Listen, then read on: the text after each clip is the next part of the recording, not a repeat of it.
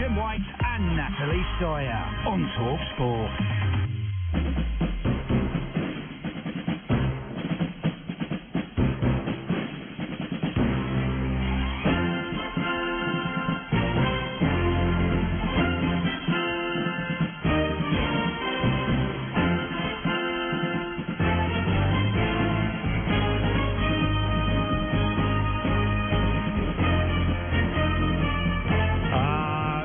Comes back. Natalie, you remember that theme tune? I do. Wow. Trevor, you remember it? Absolutely. Love that Kind of program. reminds me of Saturdays. That's why I don't know. Yeah, not being at school. Yeah. Unmistakable theme from the A-Team, theme tune for the A-Team. And there's a bit of a backstory to this here. Let's just start with one of the founder member actors in that phenomenal series. It really gripped us all, both over in the US and over here in Europe. The A-Team, an absolutely iconic series, of course. And Dirk Benedict, I'm delighted to say, joins us live in the studio here at this lunchtime. One of the original members of the cast of the lineup. Dirk, good afternoon to you, sir. Thank you. It's great to be here. It is great to have you. And my voice is as young as ever. And it hasn't aged a bit, which is a wonderful thing. You are instantly recognizable, if I may say so. Well, thank you. You know, I'm not a youngster.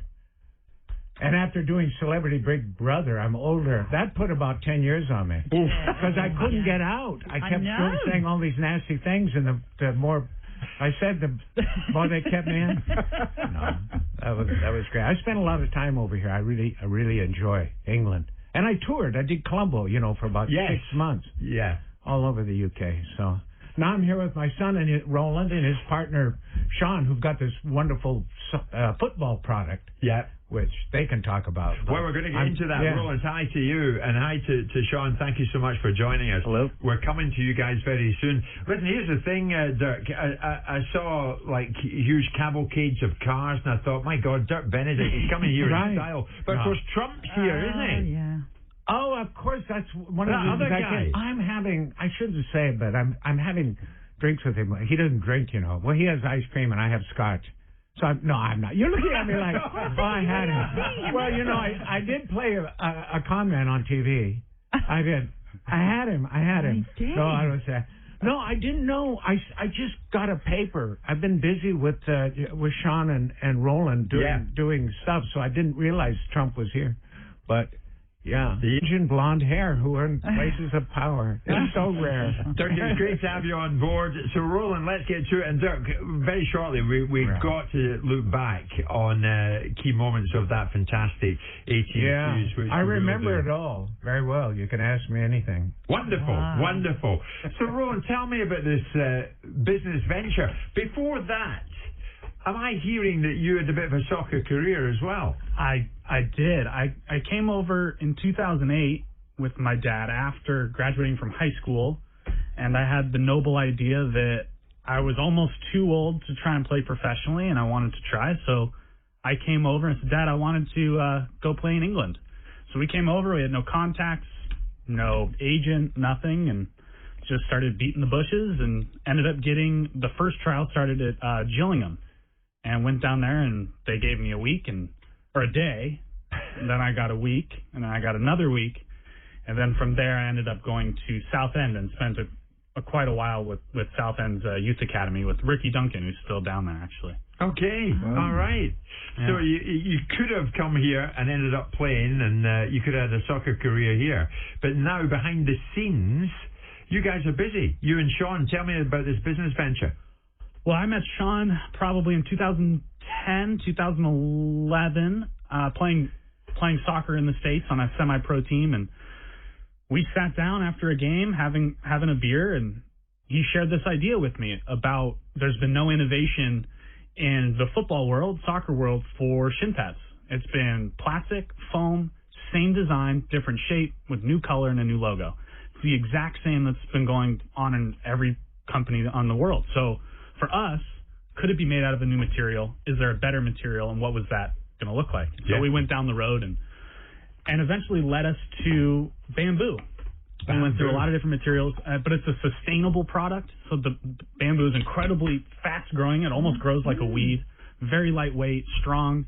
It prevents bacteria buildup, and they look fantastic. A lot of people think they might not be high performance because you look like you put them on your mantle above the fireplace. They do, actually. They do look great. They're tiny. But they're designed to be played at the top level. We've had players in the Women's World Cup recently wear them, all the way to Liam Ridgewell wears them currently, actually, at Southend United. Okay. So, yeah, they're designed to be played at the top level. Trevor, this is it. Have you seen it? I have seen it, yeah. I think the it's a bamboo great shin product. pad. Yeah, I'm holding one up right now. Yeah, obviously the sustainability, I think that's a key part. I think the lightweight, straight away, as soon as you said it was going to be made of bamboo, I thought, yeah, that works. It's a strong product. And the big thing for me, and I've got 3 kids who play football, the shin pads stink after they've been wearing them. So the fact that these are... They're awful. What are these? So the bamboo, the Legend Shin Guard, they don't smell. Yeah, exactly. No.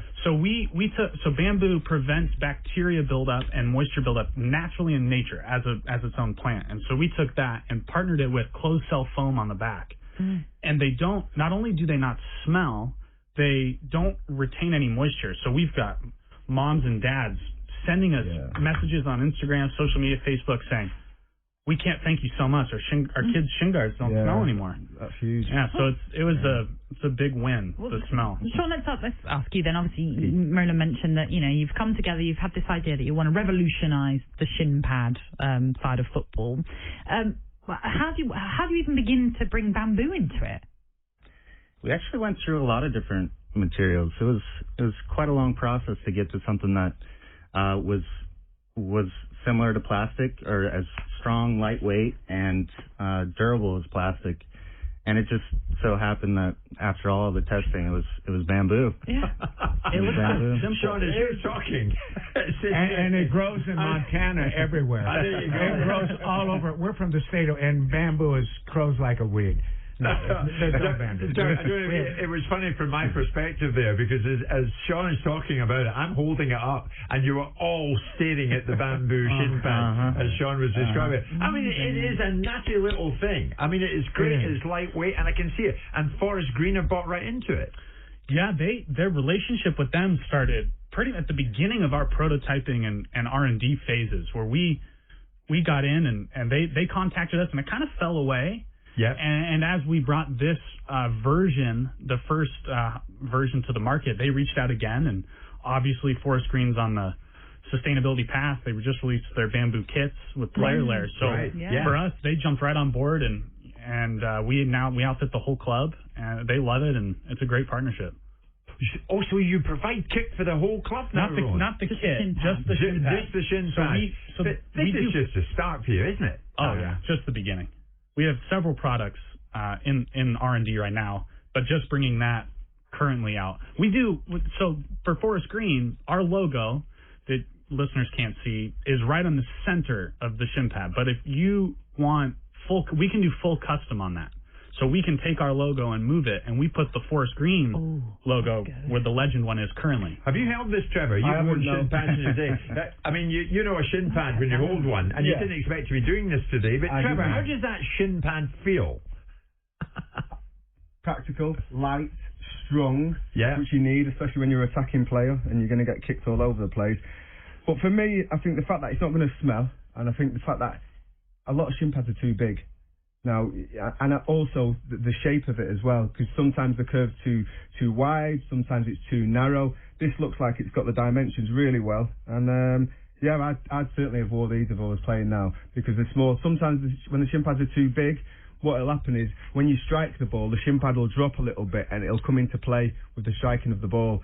Now, this being so kind of really delicate looking, although really strong, I think it's the perfect shin pad. Well, what we tried to do it looks very simple when you look at it, but what we designed is our teardrop shape. If you look at the front profile of a leg, it mirrors the profile of your calf going down to your ankle. And so it designs to sit a little bit higher up on the shin, which, as you were saying, Trevor, makes it stay out of the way of the playing surface. So it doesn't move. It locks right onto the front shin, gives you the 2/3 of the leg is protected against leg breaks, which is the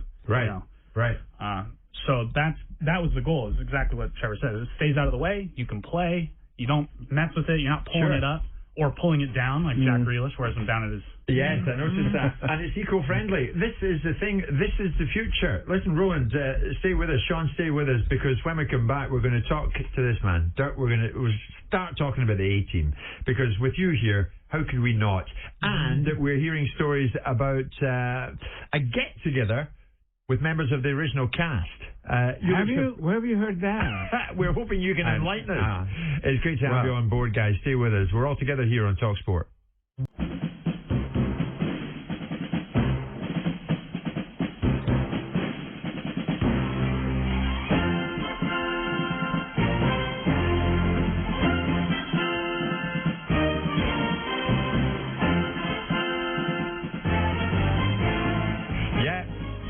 You got it right. The theme tune to the A-team. I used to remember sitting at home watching that as a kid, and I loved it, as everybody did. Dirk Benedict, one of the original members of the cast, is with us this lunchtime here on talkSPORT with his son Roland. Sean Person is with us as well, business colleague of Roland's.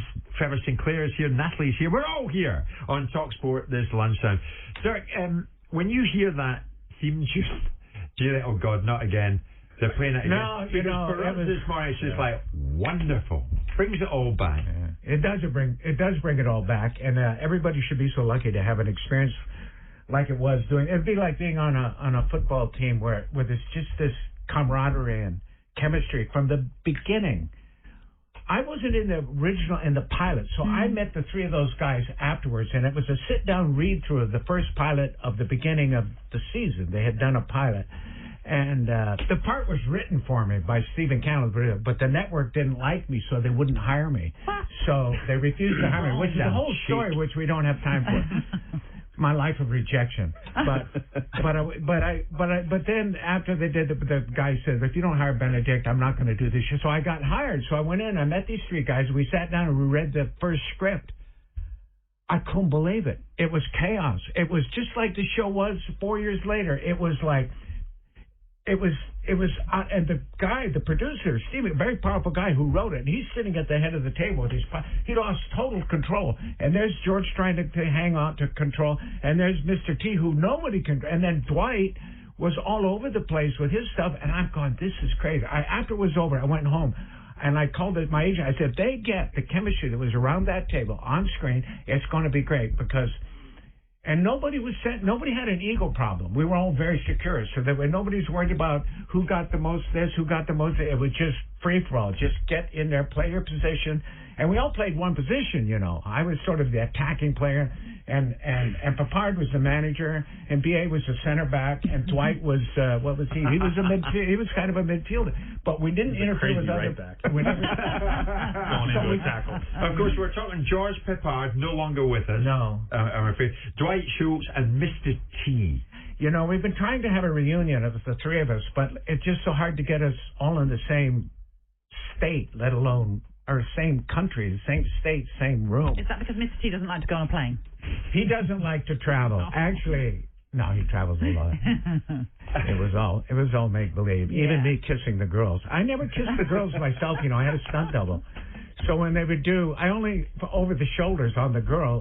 My stuntman Norman Howells. He later worked for Kevin Costner. He would do all my kissing. Really? I got so tired of kissing the girls. Oh. Must be the stuntman, Trevor, and that's what you're brought in for. Wow.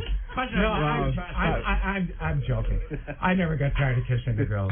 Fantastic. And Mr. T, he's a star in his own right, isn't he? Yeah, he was a phenomenon, and he was the most famous when we did the show. He was a cult. He was not cult. What's the word for iconic? Iconic, yeah. At the time, he was like in America. He was the it factor. And George was I told Dwight we were doing the show the first time. I said, Dwight, this show's going to be a hit. Oh, yeah? Why? Why is it going to be a hit? I said, because it's got everything. We've got George Papard, a movie star. A real movie star from the old days. Sure. We've got Mr. T, who is a larger-than-life personality, cult figure, the most famous guy in America. We have me, a TV star. I did Battlestar Galactica. I was a TV star. And we've got you, Dwight, the actor. We got one actor and 3 celebrities. I mean, how can we miss? But it was the #1 show in the States, It wasn't was. it? Which surprised the network was totally surprised. They only ordered 3 episodes, and then we went on the air, and it just exploded. So all of a sudden, we had a full-time job, and because the network didn't like the show because we were politically incorrect even for those times because we're military. We smoked cigars. We didn't have enough women on the show. We're a male show, male-driven, male perspective. Yeah. You know, it was very guy talk, guys bickering and bantering, and we were always right. We always got the guy. There was no gray areas, and we were arrogant. And then I was a misogynist, my character. You can't have that character now. Every time I saw a girl, every time Faceman saw a girl, he was, you know, there he went. He was gone. It was like Priorities. They weren't thrilled with the whole format of the show, but America loved it, and so. Oh my God, did they not? You made 104 episodes of it. What was it like for you, Roland, growing up in this? You got a famous old man here. You got a famous dad. I mean, there's lots of stories. When I was really young, I just didn't know. I mean, he was just dad, and we didn't really talk about it because we just had my childhood. Which I didn't want him to know. Which we grew up. I mean, growing up in Montana, we had the childhood. But the best part is when I first did see it, it wasn't really hard. I mean, when I was really young, but when I started to comprehend what the show represented, I just enjoyed it. It was just really good TV. Yeah. So I just told, we were in New York doing some work, and I remember telling the story that I would pretend to be sick from like 5th grade, 6th grade. I'm probably 10 to 11 years old. Stay home and watch the A-Team because if you're sick, you got to be in bed. I just watched. We had old VHS tapes of A-Team episodes, and I would just stay at home and have food and watch the A-Team. But it is. I mean, it was must great. be so magical for you looking back in it. There. I mean, it's everybody's dream to be involved in something so successful. I got paid to be 12 years old, 14 years old. I made a lot of money pretending I was 14. And getting to kiss all and we always had beautiful girls that came out. It's funny, you know, we were known. So in the print, in the tabloids, we hated women. It was always the A-Team, you know, because Papard and Mr. T, and they don't want women on the show. Because originally we had one girl, and she got fired because she was problematic, and we didn't have time for problems on that show, and there were no problems with. And when you got Mr. T and George Papard, and they're not causing any problems, you better just do your job, man. So we didn't have a regular one. So we had all these guest stars come on. There were these young actresses, and they would come on literally shaking like this. I would see them at 6 a.m. going to makeup, and they are so terrified because they've read all the press, and we don't like women. We don't want them on our show. When they left 7 days later, they cried. They were so sad to leave. Wow. Because we treated them like ladies, and they loved it, and they were the only, and they got special. You guys had a blast, didn't you? Yeah, we did. Yeah. We did. It was wonderful to be able to do that, and I have done things since then. It's all boring compared because we worked so fast. It was so funny, and we loved each other. We fought like crazy, and now I do shows, and it's so slow. I'm just waiting for him to get it together. We didn't even rehearse. No, neither do we. Wow. And it shows. No, this is live. It was kind of like live. It's similar to a team situation.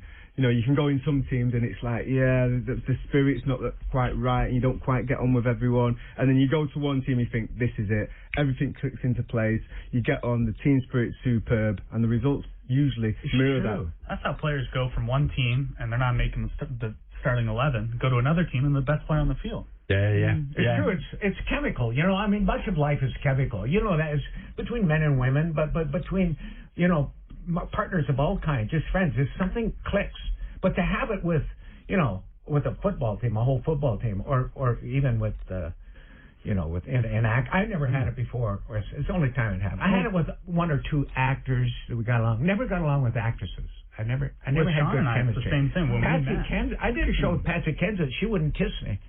Why? I did a movie. We co-starred in a movie. I shouldn't say this, but Patsy's probably proud of it. Yeah, I'm the one that never kissed him. On what grounds would she not kiss you? She wouldn't say. And it was in Italy. It was in Italy, and it was a big problem because we're playing lovers in the movie, and we have this one scene, only one scene where we have kind of a kissing scene. Oh, really? I said to her, because it was right after Lethal Weapon, I said, For God's sake, Patsy, pretend I'm Mel for 20 seconds and kiss me. Because she had just been naked with Mel Gibson. Heaven's sake. And in that Lethal Weapon scene, and then I wasn't worth kissing. We're getting all But I still loved her. I still loved her. I still liked her. She was good. She was. There you go. Trevor, you're worth kissing. Come here. We're going to hit the 12:50 bulletin.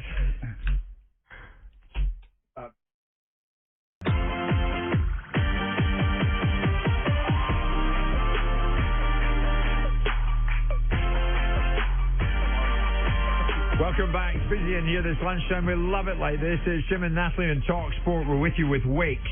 And remember, at Wakes, Trade Pro members get 10% off every time that they shop. We've only got Dirk Benedict in here, the former A-Team cast member. Of course, an absolute standout actor with George Peppard, Dwight Schultz, and Mr. T. We are honoured to have you in here, I have to tell you, Dirk. And Dirk's son is with us, Roland, of course. Alongside Roland is Sean Pearson, who is Roland's business partner. Trevor Sinclair is here, and so too is Natalie. And Trevor, you are appalled by what you've just heard from Roland. I've got to be honest. Listen, I understand where he's coming from.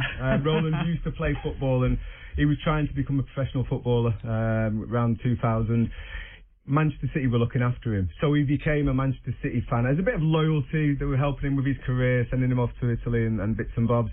But then he changed. He changed his team, and he's now a Spurs fan, and I am absolutely... I just can't believe it. My head can't get there. Head can't get around it. From you, and you support how many clubs? It's different for me because I support all the clubs that I played for, Natalie. This is kind of where no, but he completely doesn't support City anymore. It's interesting. You said you were done with City because of Pep Guardiola. Well, because the gentleman, Hayden Roberts, who helped me get into City and have a trial there, was let go, I would say politely. Okay. And when Pep came in, because he's doing the same. And obviously, he's arguably one of the best ever to do it. So, but he was my contact there. So now I don't have. I get you. I used to speak to Hayden so you have while he was loyalty. at City. Exactly. Okay. So you're going to be glued tonight. Tottenham, of course. I will be. Manchester United. I will be desperately. And we were just talking about where I'm going to go watch it. I don't know. You'll find out. My real claim to fame is I had dinner with Patrick Vieira. They went on for hours and hours and hours. And where was this? Up in Manchester. When Roland was there, I was up visiting, and I had dinner. He was an A-Team fan, so he wanted to have. I wanted to have dinner with Patrick Vieira, and we got along. He was fantastic. Oh yeah, but, yeah. Imagine playing against him. Wow. You played against him. You played against him? Very unfair. I'm 5'8". He's 6'6". An absolute monster. Trevor's monster. Oh dear. And I fell in love with his. He had the most wonderful wife. I tell you, there's a common theme here. She was funny and beautiful and just watched out for him. Dwight, it always gets round to women, doesn't it? It always comes back to Faceman. What? It always comes back to you and the A-Team, and in the sense of women, that was your character, and that's you. Sure, I always enjoyed the company of women, even when I was a little boy in first, second grade. I like being around women. I like talking to them. I like the way they smelled. I just like the way they laughed. I always liked the female perspective. Always was drawn to it. We'll take you down to the canteen in about 20 minutes. And we'll introduce you to it. Yeah, Sean, you're a big football fan, soccer fan. Yeah, I've been playing my entire life. Yeah. And what about your English team? I don't have one. I know you guys are going to be a little mad about that, but I'm on the state side, on the U.S. So MLS, kind of follow what's going on over there. I'm always interested to know, Roland, how are our big name individuals here, like Pep, like Jurgen Klopp, and others, even Ole Gunnar Solskjaer and Mourinho, of course, how are they perceived in the U.S.? Are they instantly recognizable? People that follow. It's a huge. NBC Sports is doing such a great job promoting the league over there, so it is massively watched and supported.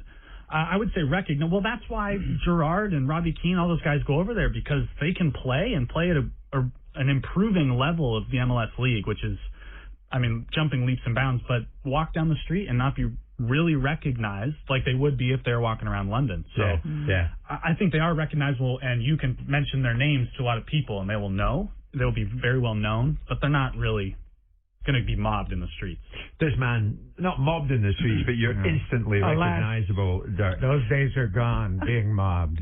If you're going to bring about this reunion, how are you going to do it, Dirk? I mean, you're depressing me, Ian. Now you got me thinking about the old days when No, actually, being mobbed is not fun. I have been mobbed a couple times. Where did it get crazy? Holland. Oh no, here, Holland. The A-team went to Holland. We had 100,000 people show up at that racetrack. 100,000 to see the four of us. We said we better damn well learn how to play a guitar or something. We got to do something. We're not the Beatles, but we got to, because they showed up. You know, everywhere we went with all these people, and we got mobbed. They broke windows in hotels, and they had to get private security to sneak us out, take us out into the country, and hide us because. It didn't help that we went on a boat through the canals and Mr. T stood up on the top saying we love you in Dutch.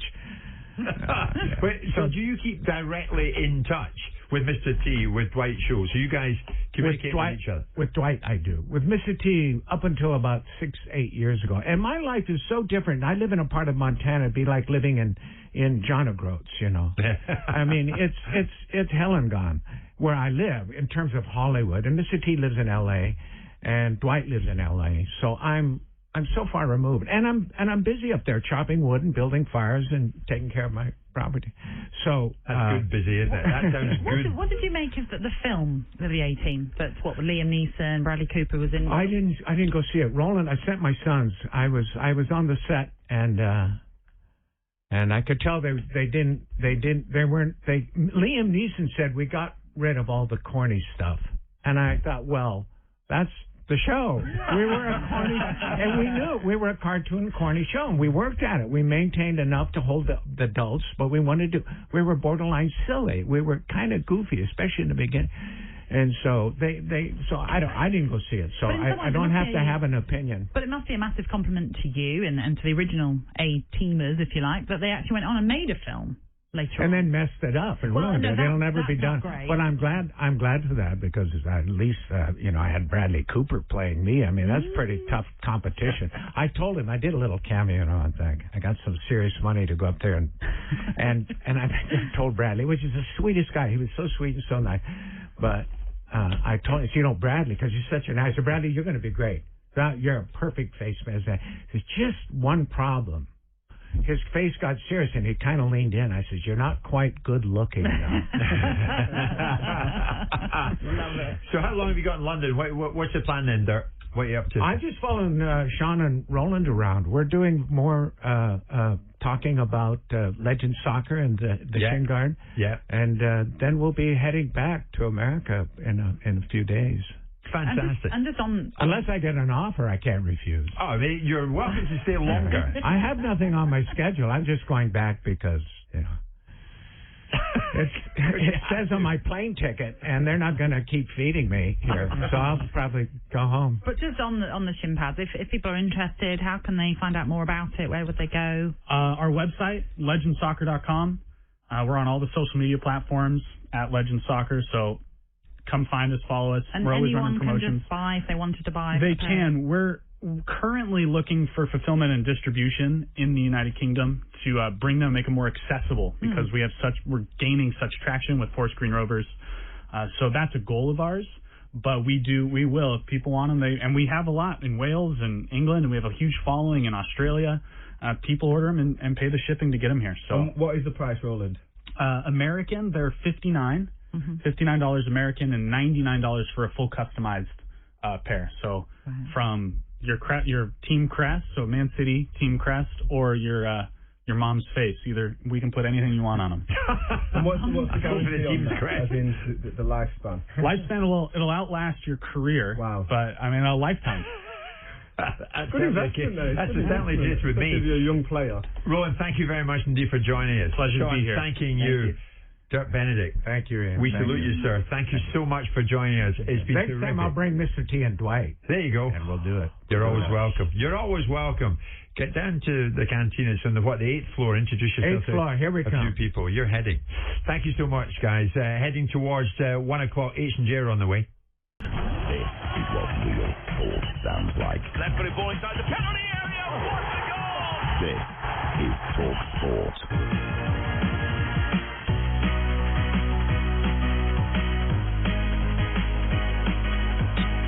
It's Jim and Natalie with Trevor Sinclair on talkSPORT. We're with you with Wakes, and Trade Pro members get 10% off every time that they shop. Well, that was interesting, wasn't it? I know. Dirk Benedict. What a character. Former member of the A-team. What a show. I mean, he's not here Incredible. now, but Murdoch was my favourite. Was he? Yeah, no? Murdoch? Was he not your favourite? Mr. T was man with the jewellery and all I that. thought he was fun. I liked Murdoch. You get a rough idea of the life that Dirk Benedict has had when I said, do you know what, that was a full half hour we've just done there, Dirk. And he says, really, many of my relationships didn't even last that long.